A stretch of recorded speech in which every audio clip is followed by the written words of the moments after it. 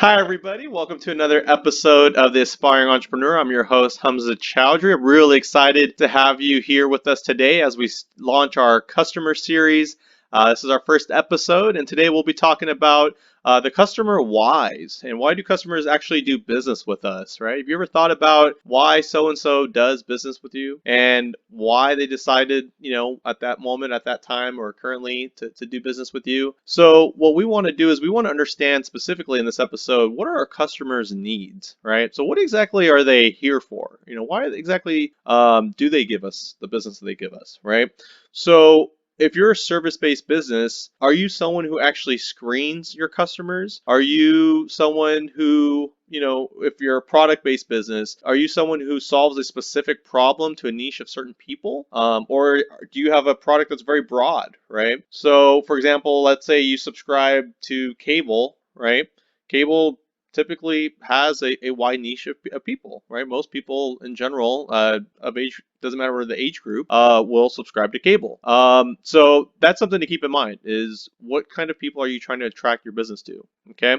So what we're trying to do here is we're really trying to focus our energy on a specific group, okay? So how are you able to get out of this sort of commodity box that a lot of us get put in, right? So this idea of this commodity box is, well, if you can do it, I can find someone to do it as well, as good, but for a lesser price, right? And I've talked to, for example, dry cleaning businesses. And dry cleaning businesses, you're talking about the smallest margins, right? And a lot of people will actually shop around to save 5, 10 cents per garment on dry cleaning costs. And dry cleaners typically are very aware that price driven drives their business. So imagine if you're in one of those types of businesses and your margins are as tight as they are, how can you really get people to see beyond the price, right? So that's what we're really looking for. So get to know your customer whys. Why are they choosing to do business with you? Why are they specifically going to your shop rather than the one next door to them, right? Maybe they're driving, miles and miles just to get to your business, to support your business. What's their reasoning? Is it something you're doing better? Is it something you're doing different? We mentioned in the last video in the overall series is, are you just someone who likes to make people feel very comfortable doing business with you? So get to know your customers' headaches, right?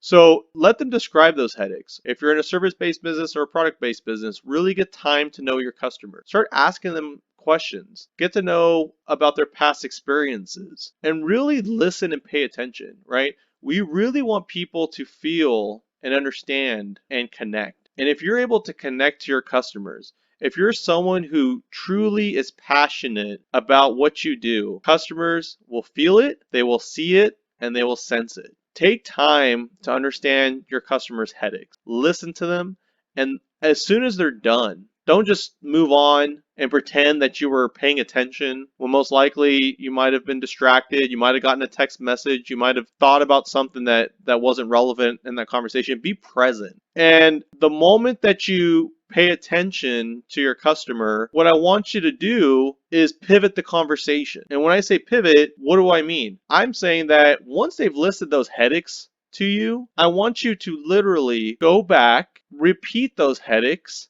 and tell the customer each of those things. So you're telling them that you're paying attention. However, when you are repeating those things, steer the conversation to where you will provide different results. For example, and as you guys may know, I'm a structural engineer, right? So I'm in a commodity-based business where, people think we're all the same. Structural engineer. I know, right, that I can do things better and more efficient and provide more value than most engineers. How does a customer know that? A lot of times we'll have customers that have gone through another structural engineer. So they've already had a bad experience with one. That makes me and my close rate probably closer to the 90 plus percentile. Why is that? Because I already know the types of headaches before they even tell me.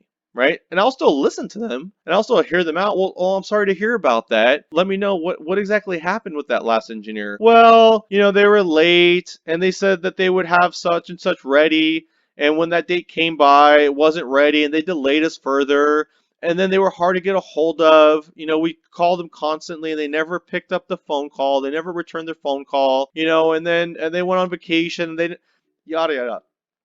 So you now have the basic issues that your customer is facing, and you can come back and steer the conversation like, well, I'm so sorry to hear that. Obviously, when you stick to a deadline, you should stick to it. And also when you are having that conversation with your customer, you have to really explain that how you're going to be different. So you got to be apologetic. You got to be a good listener, but you also have to be able to respond in a way where you're going to show that customer that you're going to be different.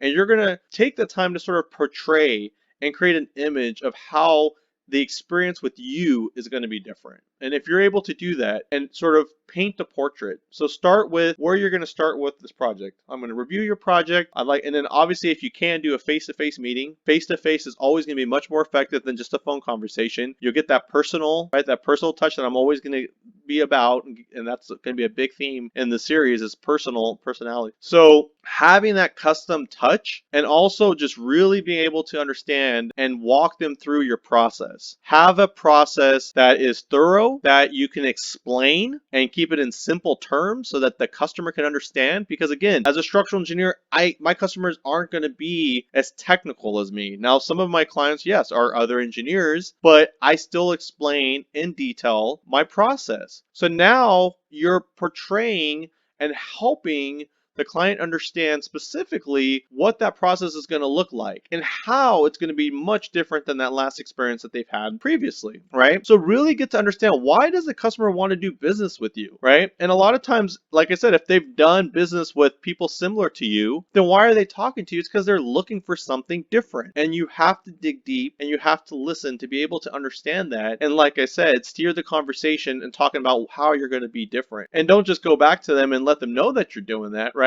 You have to be transitional about it, and you have to help them understand how you're going to take them to the next level and where they want to go. Okay? Well, that's all for this series, guys, and I'll see you in the next episode. All right, take care. Thank you.